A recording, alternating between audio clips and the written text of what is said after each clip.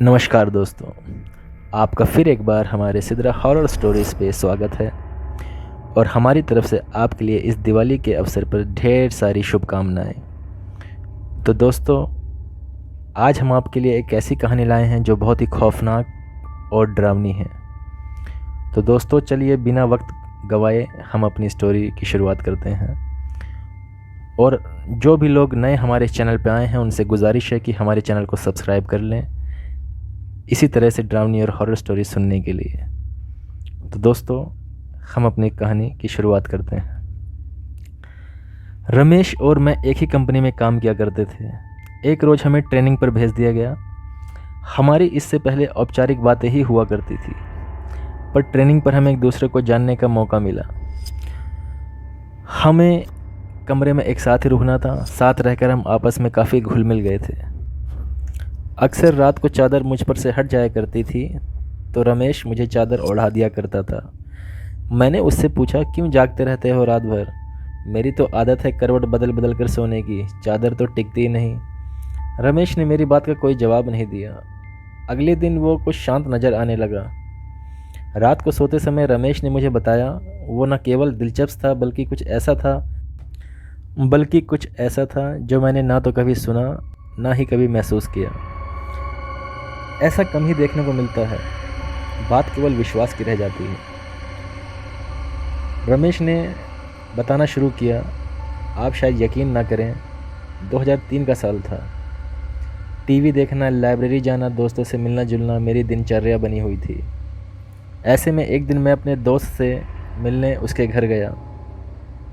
पता चला मेरे छोटे भाई अशोक की तबीयत ख़राब है। मैं तुरंत घर को निकल पड़ा। वहाँ देखा परिवार के सभी लोग मौजूद हैं।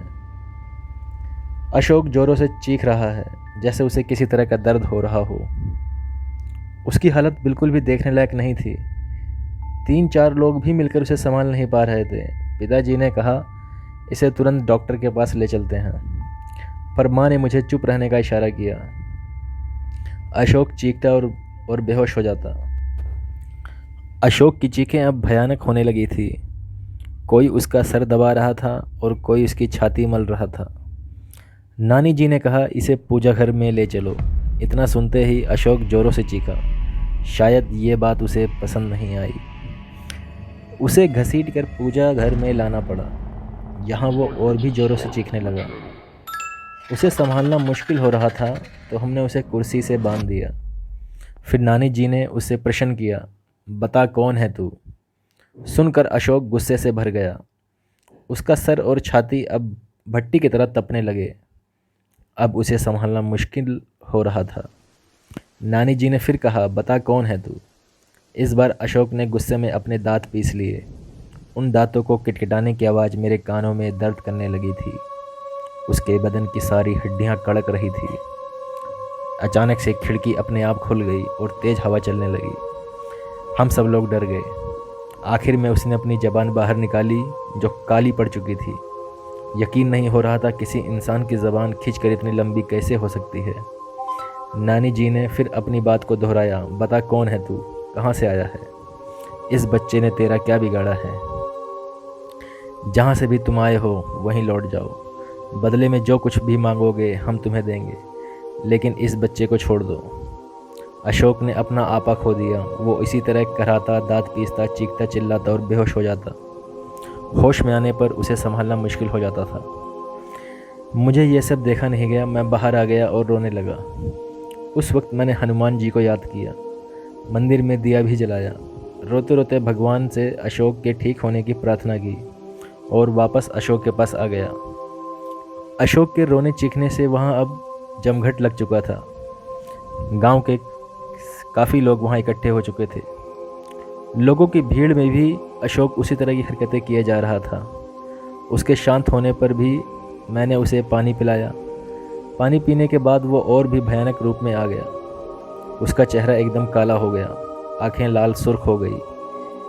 यह वो अशोक नहीं था जिसे मैं पहचानता था। ऐसा लग रहा था जैसे उसकी आंखें फटकर बाहर आ जाएंगी। पास जाने पर वो हर किसी को काटने को दौड़ता, अपना मुंह नोचने लगता और फिर वो शांत हो गया और रोने लगा। मैंने पूछा, तुम कौन हो? क्यों हमें परेशान कर रहे हो? अशोक ने मेरी तरफ ऐसे देखा जैसे मेरी जान ले लेगा। अशोक कुछ देर तक मुझे घूरता रहा। वो अशोक नहीं था, उसकी जगह किसी और ने ले ली थी। सबको बारी बारी घूरने के बाद उसकी आंखें अपने क्वार्टर में गोल गोल घूमने लगी। ऐसा नज़ारा जीवन में पहली बार ही देख रहा था, बल्कि मैं तो कहूँगा ये सब कुछ जीवन में पहली बार ही देख रहा था। ये सब देखकर मेरी अंतरात्मा थर्रा गई और सभी लोग वहाँ डर गए। वो चीखना चिल्लाना, वो भयानक सी हंसी, वो दांत पीसना, किटकिटाना, दर्द में कराना, हड्डियों का एक साथ कड़कना, सब कुछ एक मनहूसियत में बदल चुका था। फिर अशोक ने एक लंबी सांस खींची और छोड़ी। उसकी सांस की दुर्गंध इतनी थी, सब अपना मुंह ढककर घर से बाहर निकल गए और वो पागलों की तरह हंसने लगा। वापस अंदर जाने पर अशोक फिर सभी को घूरने लगा। हमने वापस उससे पूछा, कौन हो तुम? फिर वो एक औरत की आवाज़ में बोला, मैं शाहडोल की हूँ, मैं हूँ तंत्रा। इसने मुझे जगा दिया है, मैं इसे नहीं छोड़ूंगी, इसे अपने साथ लेकर जाऊंगी। और हंसने लगी। हमने कहा, जो तुम मांगोगी हम तुम्हें देंगे, पर इसे छोड़ दो। वो दुष्ट आत्मा अब अपने पूरे रूप में आ गई और बोली, मुझे एक मटकी, 4 नारियल, चुनरी, श्रृंगार का पूरा सामान ला कर दो तो मैं चली जाऊंगी, नहीं तो इसे अपने साथ ही लेकर जाऊंगी। जल्दी करो, दफ़ा हो जाओ। ये सामान लेकर ही आना, वरना इसे तो मैं कच्चा चबा जाऊंगी। और हंसने लगी। हम सब के चेहरे पीले पड़ गए थे। माँ और मैं तेज़ी से बाज़ार की तरफ निकले। रास्ते में माँ रोने लगी तो मैंने उन्हें दिलासा दी, सब ठीक हो जाएगा माँ। माँ बोली, कुछ भी ठीक नहीं होने वाला रमेश, मैंने तुझे बताया नहीं। जब इसने अपना पहला असर दिखाया था तब अशोक को क्या हुआ हम समझ ही नहीं पाए। अशोक के साथियों ने हमें बताया, उस दिन अशोक के ऑफिस में मीटिंग थी। सब आपस में हंस बोल रहे थे, सब कुछ ठीक ठाक था कि अचानक अशोक की तबीयत बिगड़ने लगी। अशोक ने सामने रखा गिलास उठाया और पानी पिया। पानी पीते ही अशोक बेहोश हो गया। उसके साथी चौंक गए। 2 लोगों ने मिलकर उसे टेबल पर लिटाया। उस समय उसकी आंखों से आंसू बह रहे थे। वह अपने साथियों से कुछ कहना चाह रहा था, लेकिन उसके मुंह से एक शब्द भी नहीं निकल पा रहा था। उसके साथी उसे हॉस्पिटल ले गए। हमें जैसे ही सूचना मिली हम सभी वहां पहुंच गए। अशोक कुछ देर में ठीक हो गया। उसे कुछ भी याद नहीं था। उसे इतना याद था कि वो बेहोश हो गया था। उसके बाद कभी ऐसा कुछ नहीं हुआ जिससे कोई परेशानी हो। तुम ठीक कह रही हो माँ, उसके बाद भी कुछ हुआ ज़रूर था। क्या मतलब? माँ बोली। मतलब ये माँ, पिछली बार जब मैं छुट्टियों में घर आया था, उस रात में मैं कमरे में सो रहा था। रात के 3 बजे का समय था। कमरे की खिड़की खुली हुई थी और तेज़ हवा कमरे में आ रही थी। उस हवा के शोर से मेरी आंखें खुली। मैंने देखा एक साया मेरे पास खड़ा था। ध्यान से देखने पर भी मैं उसका चेहरा ना देख पाया। उसके चेहरे पर कालिक के अलावा कुछ ना था। उसका शरीर धुएं जैसा था। अचानक वो साया बादल की तरह तैरता मेरे पास आने लगा। मैं घबरा गया और अपनी चादर से मैंने अपने आप को समेट लिया। कमरे में बिल्कुल दुर्गंध का माहौल था। जब मैंने चादर वापस हटाई और देखा तो साया वहाँ नहीं था। इसे अपना वहम मानकर मैं भूल गया था, पर अब अशोक की हालत देखकर लगता है कि कुछ तो ज़रूर हुआ था। इसके बाद मैं मटकी लेने चला गया और माँ श्रृंगार के लिए सामान खरीदने लगी। मुझे दुकानें बंद मिली तो मैं सीधे कुम्हार के पास चला गया। वहाँ से लाल और काली दोनों मटकी ले आया। वापस आकर जैसे ही सामान हमने अशोक के आगे रखा, वो शांत हो गया। नानी जी उसे देखने गई, अशोक के सामने जाकर खड़ी हो गई। कुछ देर तक नानी उसे ऐसे ही देखती रही तो हमने नानी से पूछा, क्या हुआ नानी? नानी हमारी ओर पलटी। अब नानी के चेहरे के भाव अशोक जैसे हो गए थे। हम और भी घबरा गए। नानी ने भी उसी चीख के साथ रोना शुरू कर दिया और कहा, मैं शहडोल की हूँ, मेरी हत्या कर दी गई थी, मेरी लाश के बेरहमी से टुकड़े करके दफन कर दिया गया, मुझे इंसाफ चाहिए। मुझे जहाँ गाड़ा गया यहाँ वो लड़का पेशाब कराया। मैं सोई हुई थी, मेरा अपमान किया और मुझे जगा दिया। पर अब मुझे कुछ नहीं चाहिए, मैं जा रही हूँ, मुझे रास्ता दो। हमने पूछा, तुम इसे दोबारा परेशान तो नहीं करोगी? वो बोली, नहीं, इसने मेरा अपमान किया, जिसकी सज़ा मैंने दे दी, अब मुझे जाने दो। और नानी बेहोश होकर गिर गई। हमने नानी को संभाला। इतनी देर में अशोक भी सामान्य हो चुका था। हमने अशोक को भी कुर्सी से खोल दिया। फिर कुछ दिन और बीते। अशोक को काम के लिए भोपाल जाना पड़ा। अशोक और ऑफिस के कुछ लोग होटल में रुके। होटल में आधी रात को लोगों ने शिकायत की, वहाँ कमरे से रोने की आवाज़ आ रही है। होटल कर्मी ने जाकर देखा तो वो आवाज़ें अशोक के कमरे से आ रही थी। कमरा अंदर से बंद था, तो होटल कर्मी ने दूसरी चाबी से कमरे का दरवाज़ा खोला। सामने अशोक था, होटल की चादर में पूरा लिपटा हुआ, और ज़मीन से 2 फुट ऊपर हवा में उसका शरीर तैर रहा था। उसके मुंह से अजीब अजीब आवाज़ें आ रही थी। इस भयानक नज़ारे को देखकर उन लोगों के दिल दहल गए। कुछ लोग तो भाग खड़े हुए। बाकी लोगों ने अशोक को पकड़ा तो वो चीख पड़ा और चिल्लाने लगा। लोगों ने पुलिस को फ़ोन कर दिया। शांति भंग के आरोप में पुलिस अशोक को ले गई और उसके साथियों ने उसे छुड़ाया। उसके बाद अशोक का लगातार यही हाल रहा। किसी ने मांडल के जंगलों में एक तांत्रिक के होने की बात कही। हमने उसे बुलाया। उस तांत्रिक ने भी आत्मा से बातें की तो उसकी वही मांग शुरू हो गई। 1 मटकी, 4 नारियल, 1 चुनरी और श्रृंगार का सामान। अभी तक याद है मुझे वो किस तरह अपनी मांगें दोहराती थी। इन सब के साथ उसने शराब भी मांगी। रात के समय शराब कहीं भी नहीं मिली। मैं भागा भागा अपने मोहल्ले की उन गलियों में गया जहाँ से मुझे गुजरना भी गंवारा नहीं था, पर भाई की सलामती के लिए भी उन गलियों में गया जहाँ अक्सर लोग नशे में धुत पड़े रहते थे। शराब की दुर्गंध के कारण दिन में भी उस गली से कोई नहीं गुजरता था। वहाँ जाकर मैंने उन लोगों से शराब मांगी तो उन्होंने कहा, क्या आज तू भी पिएगा? आजा आजा बैठ, आज तू बेटा सारे गम भूल जाएगा। मैंने उन लोगों से विनती करते हुए कहा, मेरे भाइयों, मैं गम भुलाने नहीं आया हूँ। मेरे भाई की तबीयत ख़राब है, उस पर ऊपरी साया है।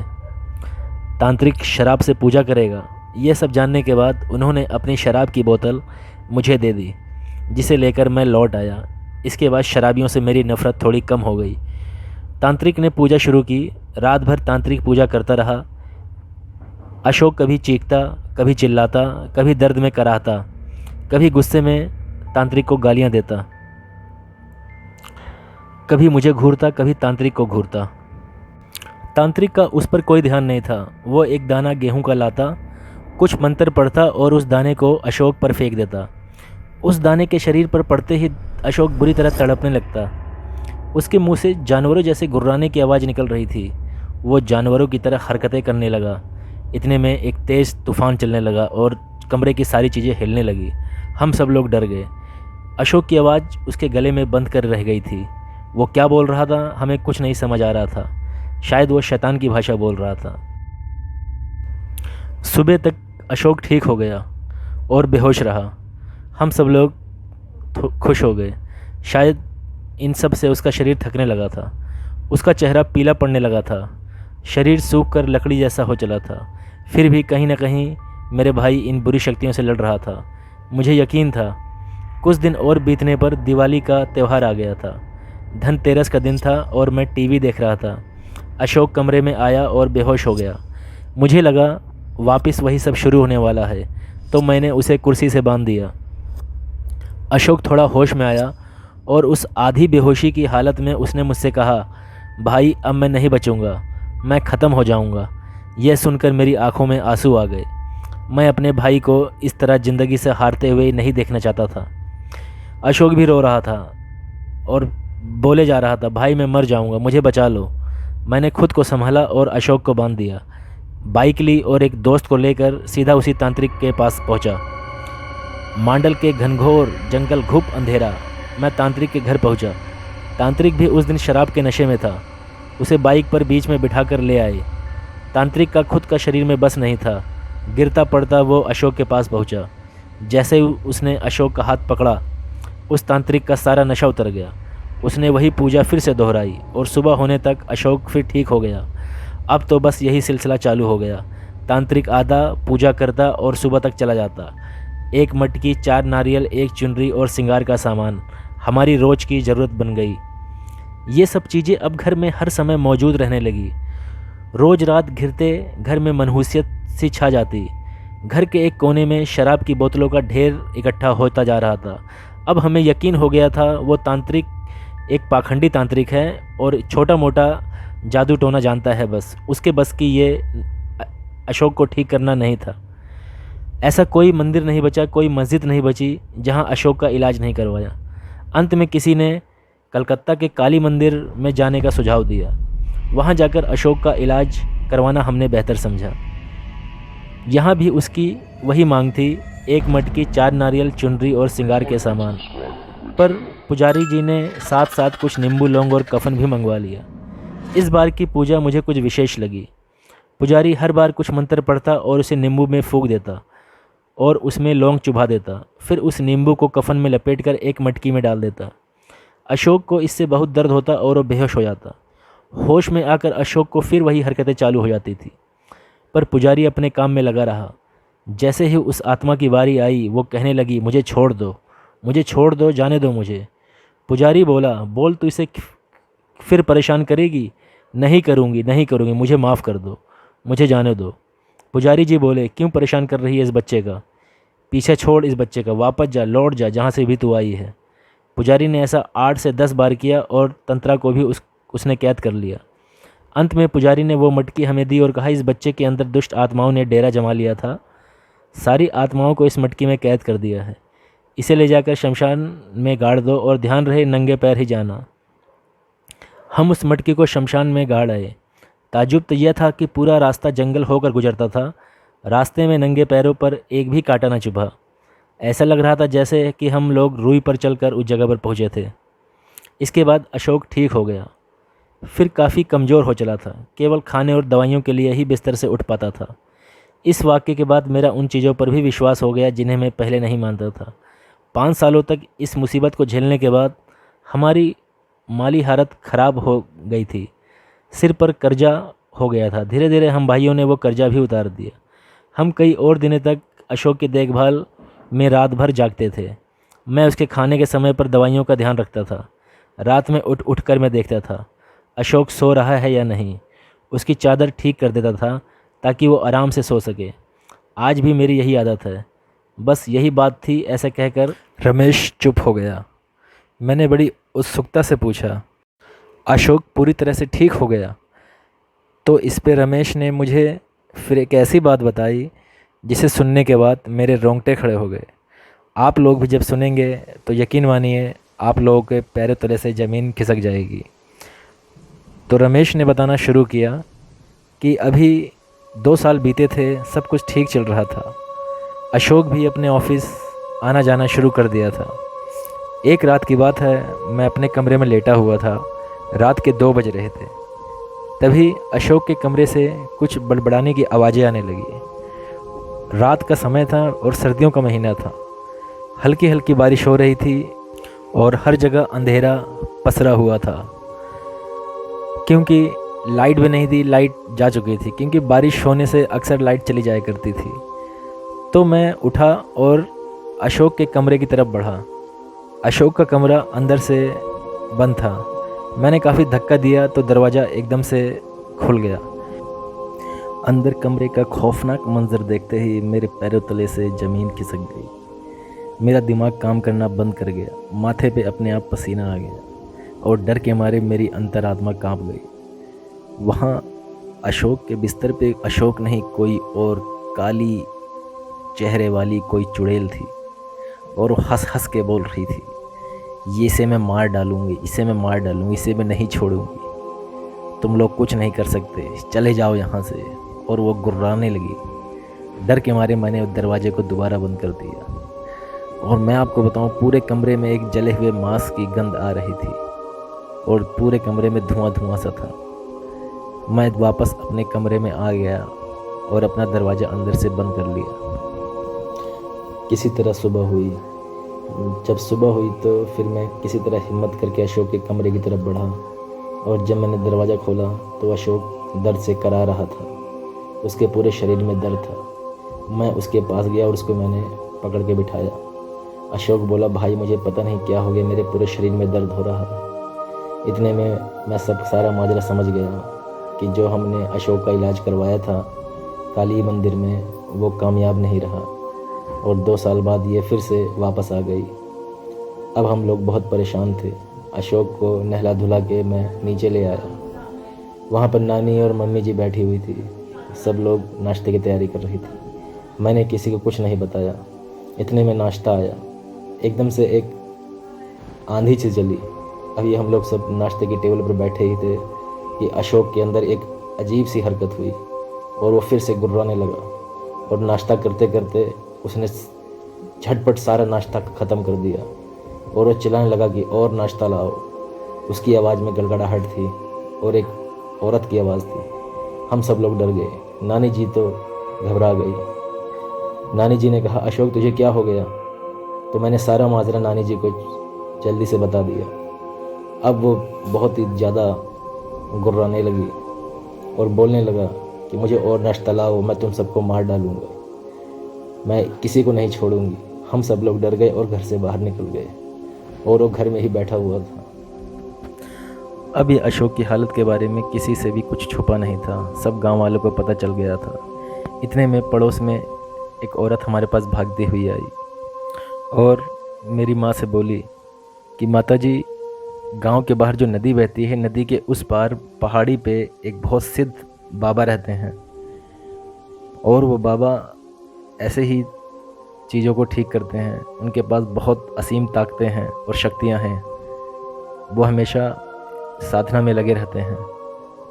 भगवान ने उनको अपार शक्ति दे रखी है। वो ज़रूर इसका हल निकालेंगे। आप लोगों से मेरी विनती है कि अशोक को या तो उनके पास ले जाइए या तो आप लोग खुद बाबा के पास चले जाइए। उसकी बातें सुन के मम्मी को थोड़ी हिम्मत आई और फिर अगले दिन हम लोग रवाना हो गए नदी पार करने के लिए। वहाँ पे नाविक को हमने कुछ पैसे दिए और उसने हमें नदी पार करा दी। नदी के उस पार पहाड़ी थी। हम लोग पहाड़ी पे चढ़ने लगे। बड़ा जंगल भरा रास्ता था और बड़ा पत्थरों वाला पथरीला रास्ता। तो चलते चलते नानी जी और मम्मी जी के पैर में दर्द होने लगा तो हम लोग कुछ देर वहीं बैठ गए। अभी हम लोग वहाँ बैठकर आराम ही कर रहे थे, तभी एक काली सी औरत की परछाई हमारे बिल्कुल करीब आ गई और चिल्लाई कि खबरदार, अगर तुम लोग वहाँ गए तो चुपचाप वापस लौट जाओ, वरना मैं सबको मार डालूँगी। मैं अशोक को नहीं छोड़ूंगी। अगर तुम लोग आगे बढ़े तो मैं अशोक की जान ले लूँगी। इतना सुनते ही नानी जी घबरा गई और मेरी माता जी रोने लगी। इतने में एक अजीब सी देव शक्ति आई और वो काली परछाई गायब हो गई, जैसे भगवान ने कुछ चमत्कार कर दिया हो। हम लोग समझ गए कि भगवान हमारी सहायता कर रहा है। फिर हम जल्दी जल्दी से हमने पहाड़ी पे चढ़े। वहाँ पर एक गुफा सी बनी हुई थी। हम लोगों ने गुफा में प्रवेश कर दिए। गुफा के अंदर चलते चलते बिल्कुल गुफा के सामने एक बहुत बड़े महात्मा जी साधना में लीन थे। उनके सामने एक अजीब शक्ल का आदमी वो गर्दन झुकाए बैठा हुआ था। उसको देख के हम लोग डर गए। तभी महात्मा जी ने आंखें खोली। महात्मा जी ने हमें देख के सब कुछ समझ गए। उनके आगे आग जल रही थी। वो कुछ उन्होंने अपने मन में पढ़ा और अपने हाथ को उस अग्नि में डाला और जब मुट्ठी बाहर निकाली तो उनके हाथ में एक काली रंग की भभूत या मिट्टी कुछ ऐसी पदार्थ था। उन्होंने कहा, बच्चों चिंता मत करो, मैं चल के सब ठीक कर दूंगा। फिर महात्मा जी हमारे साथ साथ हो लिए और हमारे घर आ गए। जैसे ही वो घर के सामने पहुँचे तो अशोक को आभास हो गया कि वो सामने पहुँच गए हैं और वो तेज़ तेज़ चिल्लाने लगा। वो तेज़ तेज़ बोलने लगा कि चले जाओ यहाँ से, कोई अंदर नहीं आएगा वरना मैं सबको मार डालूँगी। वो अशोक के अंदर की प्रेतात्मा बोल रही थी। लेकिन महात्मा जी ने कहा, आप लोग डरिए नहीं, आप लोग मेरे साथ आइए। और फिर उस बाबा जी के साथ हम सब लोगों ने घर में प्रवेश करा। बाबा जी के प्रवेश करते ही बहुत तेज़ी से आंधी चली और अशोक अपने कमरे में चला गया और अंदर से दरवाज़ा बंद कर लिया। हम लोग दरवाज़ा पीटने लगे, लेकिन बाबा जी ने कहा कि वहाँ जाने से कोई फ़ायदा नहीं। अशोक के ऊपर असली जो प्रेतात्मा है उसका निवास कहीं और है। बाबा जी ने पूरे घर का चक्कर काटा, एक एक कमरे में गए। फिर बाबा जी ने कुछ शांत होके कुछ पढ़ने लगे। उसके बाद बाबा जी ने कहा, इस घर में कोई तहखाना भी है? तो नानी जी ने कहा, जी हाँ बाबा जी, एक स्टोर रूम है जहाँ पर हम लोग अपना पुराना सामान रख देते हैं। तो बाबा जी ने कहा, मुझे उस स्टोर रूम तक ले चलो। बाबा जी को नानी जी उस स्टोर रूम पे ले आई। वहाँ पे दरवाज़ा लगा हुआ था। बाबा जी ने कहा, इस दरवाजे को खोलो। तो मैंने आगे बढ़ के दरवाज़ा खोल दिया। अब बाबा जी आगे आगे और हम सब उनके पीछे पीछे। बाबा जी इस तहखाने में पहुँचे और तहखाने में बाबा जी ने एक जगह पे नींबू निकाला और उस नींबू को रख दिया और वापस घर आ गए और ऊपर आके अपनी कुछ क्रिया साधना करने लगे। उन्होंने 4 नींबू मंगाए, एक मटकी मंगाई और मटकी के अंदर आग जलाई और अपने झोले से कुछ सामग्रियां निकालकर उस मटकी में डालने लगे। और जैसे जैसे बाबा जी कुछ मंत्र पढ़ रहे थे और उस मटकी में सामग्रियां डाल रहे थे, नींबुओं के रंग बदलते जा रहे थे। नींबू पीले से लाल हो गए। फिर बाबा जी ने कहा, अब सब लोग चलो मेरे साथ। बाबा जी हम सबको लेकर तहखाने में पहुँचे। हमने वहाँ क्या देखा कि जहाँ नींबू रखा हुआ था नींबू वहाँ नहीं है। नींबू वहाँ से एक कोने में चला गया। वो तहखाने का कोना था और नींबू का रंग बिल्कुल लाल हो चुका था। बाबा जी ने कहा, रमेश एक फावड़ा ले आओ और यहाँ पे खुदाई करो। मैं फावड़ा भाग के लेके आया और मैंने वहाँ खोदना शुरू कर दिया। खोदते खोदते कई घंटे बीत चुके थे। लगभग जैसे ही 1.5-2 फुट गड्ढा खुदा, नीचे एक सुरंग थी। तो मैं और बाबा जी उस सुरंग में उतरे। वो सुरंग काफ़ी दूर तक जा रही थी। बाबा जी आगे आगे और मैं उनके पीछे पीछे। जैसे ही हम लोग थोड़ा आगे चले, हमें एक अजीब सी बदबू आने लगी, जैसे किसी जले हुए मांस की बदबू। अब वो सुरंग थोड़ी ख़त्म होने वाली थी। बाबा जी बोले, रमेश तुम डरना नहीं। यहाँ पर कैसी भी चीज़ें हों, कैसी भी घटनाएं घटें, लेकिन तुम डरना नहीं और हिम्मत रखना। इतने में हम थोड़ा आगे बढ़े। जैसे ही हम थोड़ा और आगे बढ़े, सामने एक काले साड़ी पहने एक औरत दिखी। उसका चेहरा पूरा जला हुआ था और बिल्कुल काला था। वो अशोक के ऊपर वाली प्रेत आत्मा थी। मैं उसे देख के डर गया। मेरे अंतरात्मा कांप गई और मेरे रोए रोए खड़े हो गए। मैं बाबा जी के पीछे दुबक गया। बाबा जी उससे बोले कि तू क्या चाहती है? तो औरत बोली कि तू चला जा वापस। अशोक को मैं अपने साथ लेके जाऊंगी, मैं उसे नहीं छोड़ूंगी। बाबा जी ने आंखें बंद करी और कुछ मंत्र पढ़ने लगे। और बाबा जी ने मंत्र पढ़ने से पहले मुझे कह दिया था कि रमेश, कुछ भी यहाँ पे बीते या कुछ भी तुम्हें दिखे, तुम उस पर विश्वास मत करना और तुम मेरे पीछे खड़े रहना। जैसे ही बाबा जी मंत्र पढ़ रहे थे, वो चुड़ैल चिल्लाना शुरू हो गई और दर्द से चिल्लाने लगी कि मुझे छोड़ दो, मुझे छोड़ दो, मुझे जाने दो। इतने में उसको कराहता हुआ देख के मैं डर गया। इतने में मैं क्या देखता हूँ कि उसने अशोक का रूप ले लिया और वो मुझे पुकारने लगी, भाई मुझे बचा लो, मैं तुम्हारा भाई हूँ रमेश, मेरे भाई मुझे बचा लो। भाई की आवाज़ सुनकर मेरा दिल पिघल गया और मैं उसके पास पहुँच गया। जैसे ही मैं अपने भाई अशोक के पास पहुँचा, अचानक से उसने उस चुड़ैल का रूप धारित कर लिया और मेरी गर्दन दबाने लगी। मैं दर्द से चिल्ला पड़ा। इतने में बाबा जी आगे आए और उन्होंने वो काली भभूत उसके माथे पर रख दी और जैसे उसके माथे पर रख दी, उसने मुझे छोड़ दिया और तेज तेज चिल्लाने लगी। लेकिन बाबा जी ने अपना हाथ उसके माथे से नहीं हटाया और वो धीरे धीरे पिघलने लगी। उसके बाल पिघल के नीचे गिरने लगे, उसके सारा मांस पिघल गया, यहाँ तक कि उसकी हड्डियाँ गलने लगी। लेकिन बाबा जी का हाथ उसके माथे पे टिका रहा और इतने में धीरे धीरे पूरे वो मलबे में परिवर्तित हो गई और वो पूरी की पूरी गल गई। फिर हम लोग उस तहखाने से बाहर आए और आके अशोक को देखा। अब अशोक की हालत पहले से बेहतर थी, लेकिन वो तो इतना कमज़ोर हो गया था कि वो चल नहीं पा रहा था और वो दर्द से हल्का हल्का करा रहा था। बाबा जी ने अपने थैले में से एक विशेष और पवित्र जल निकाल के दिया और इसे अशोक को पिलाने को कहा। हमने वो जल अशोक को पिलाया। अशोक थोड़ा स्वस्थ हो गया और उठ के बैठ गया। बाबा जी ने फिर कहा कि आगे से कभी भी इस तहखाने में नहीं जाना और इसको ताला लगा के रखो। हम सब ने बाबा जी का बहुत धन्यवाद दिया और बाबा जी ने हमें आशीर्वाद दिया और बाबा जी फिर अपने स्थान पे वापस चले गए। बाबा जी की कृपा से हमारा जीवन फिर से खुशियों से भर गया और हम लोग खुशी खुशी रहने लगे। अब अशोक पहले की तरह ऑफिस जाता और वापस आता।